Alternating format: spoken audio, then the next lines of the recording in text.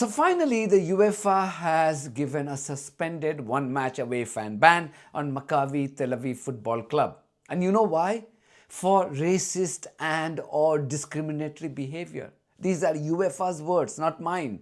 By the Israeli hooligans during last week's Europa League game at German side Stuttgart. According to reports, the Israeli club was also fined 20,000 euros, which is 17,550 British pound, for their fans' conduct during the fixture, which was played on 11th of December. Now the question is, where are those Israeli stooges in the UK who have been wasting taxpayers' money by spending hours in Parliament to question the decision taken by the West Midland Police? This is precisely what West Midland Police has also done. They had recognized the violent nature of these thugs. If you remember, the German police had launched an investigation after videos emerged showing Maccabi hooligans making Nazi salute and chanting disparaging slogans aimed at Palestinians. But given the history of racist German police, they appear to have been moved to launch an investigation only because these Israeli thugs had glorified Hitler. Abusing Palestinians and mocking their mass murder these days are considered an integral part of the Western civilization. So this wouldn't have been a consideration, in my opinion, for the German police to launch an investigation. UEFA's Control and Ethics and Disciplinary Body, CEDB, said that Maccabi's ban from selling tickets to their fans for their next away match in a UEFA competition will be, and this is what they are saying, suspended for a probationary period of 2 years. So clearly, only a slap on the wrist. This clearly shows the privileges of the Israeli thugs. UEFA looked the other way. As long as these thugs were making rape threats to Arab women and mocking the mass murder of Palestinian children and babies by Israeli monsters. But it felt the need to act the moment Maccabi hooligans began to glorify Hitler. So clearly, UEFA is no better than any other rogue organization. Reacting to the development, independent MP from Birmingham Peribar, Ayub Khan, he wrote on Twitter, and I quote, "And yet in both houses of parliament, we heard disgraceful comments made by politicians in defense of these nasty, racist, ultras, hooligan thugs of the Maccabi Football Club.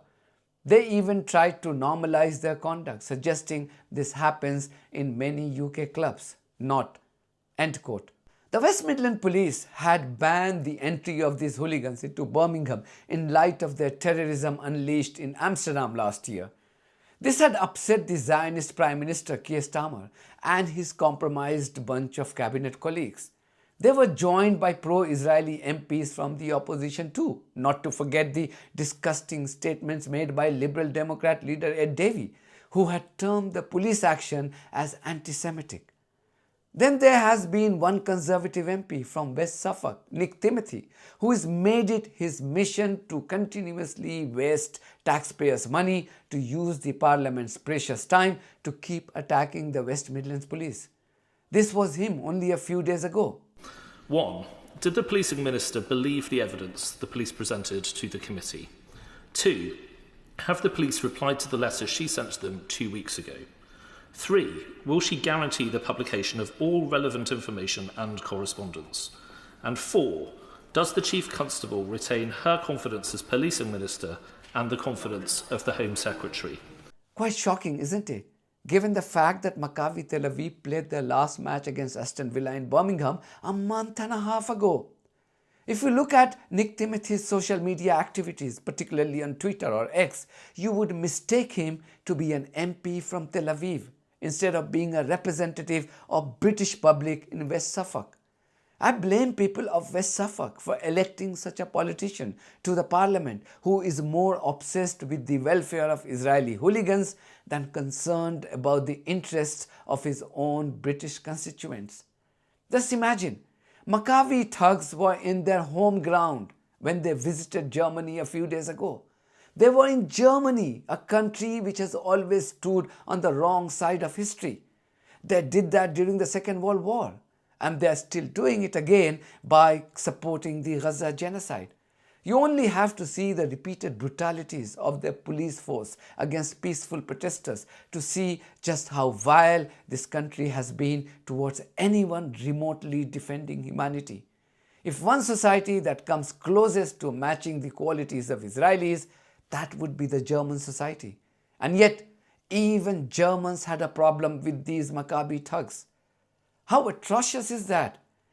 What could have gone wrong for Maccabi thugs at their home ground in Germany? But even there, they screwed things up. That's how disgusting these comebacks are.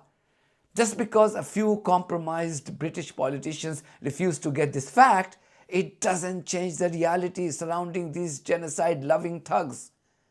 The reaction of a bunch of British politicians, including Prime Minister Keir Starmer, only reinforced the uncomfortable fact that the UK political class had firmly gone under the grip of the Israeli lobby.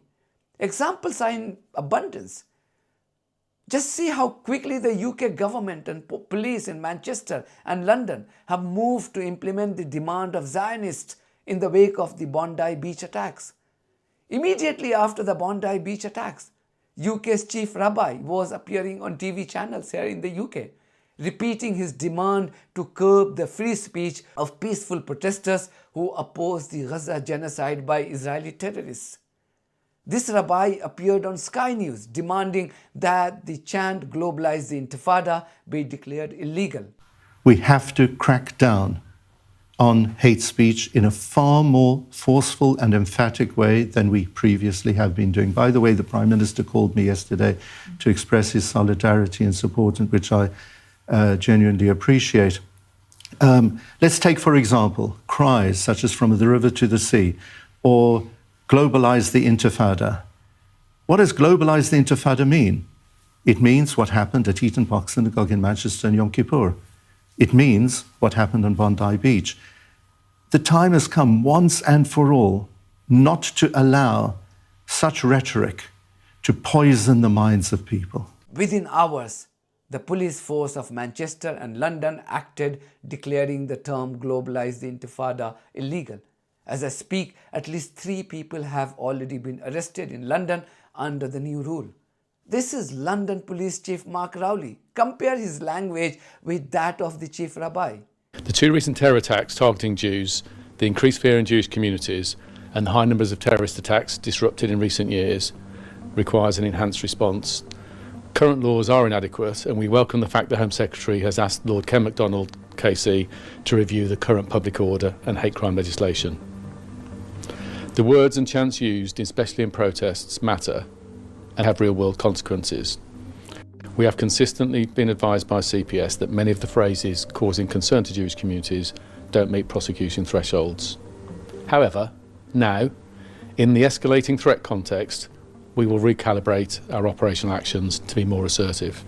We know communities are concerned about placards and chants such as "Globalize the Intifada", and those using it at future protests or in a targeted way should expect the Met or Greater Manchester Police to take immediate action. Violent acts have taken place. The context has changed. Words have meanings. Words have consequences. We will act decisively. We will make arrests. Ask anyone who understands Arabic and they would tell you intifada doesn't really mean causing violence. It simply means resistance. But how dare people talk about making the phenomenon of resistance a global movement? After all, this would highlight the barbarity of the Israeli terrorists across the globe. So declare the term itself illegal. And the Australian police or the government there are yet to establish any direct link with the peaceful protest on Gaza and the horrific attack on Bondi Beach. But the British establishment has already declared its verdict. And then they say the UK has not been occupied by Israel. Hooliganism has historically plagued the game of football. But the difference between hooliganism of other football clubs and the one from the settler colony is this. Those hooligans continue their obnoxious behavior towards rival fans during the match. Maccabi thugs, however, on the other hand, are notorious for targeting residents in the area with their vile language and action. So my conclusion is this: the root cause of anti-Semitism is the settler colony of Israel and everyone else attached to this rogue entity. I will leave you with this beautiful video of a social media influencer called Zachary Dereniowski handing over a check of over $2.5 million to Ahmed Al Ahmad, the hero of Bondi Beach attack. Hi, Zach. Ahmed, How are you? it's a pleasure to meet you. Good to see you, my friend. Can I give you a hug? Of course, my friend. Love you. Thank you for everything. No, Being an man. absolute hero. I came here with news of people around the world. 43,000 people. Thank you very much. They raised you $2.5 million. I deserve it. Every penny. My pleasure. Thank you very much. If you could say one thing to the people that donated, what would you tell them? Stand to each other, all a human being,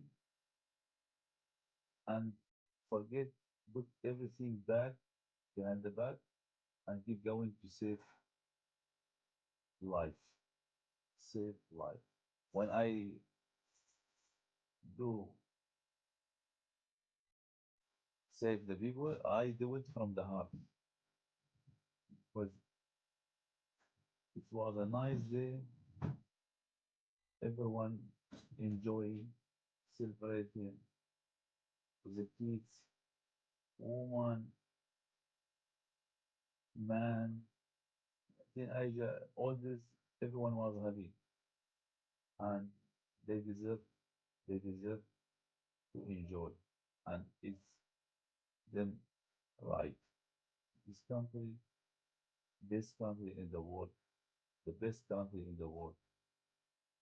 But we're not gonna stand and keep watching. It's enough. God protect Israel. Ozzy, Ozzy, Ozzy. That's it for me. Thank you very much for your support of this platform and our journalism. If you haven't subscribed to my channel, please do so, because that's one of the many ways you can support independent journalism. God bless you all.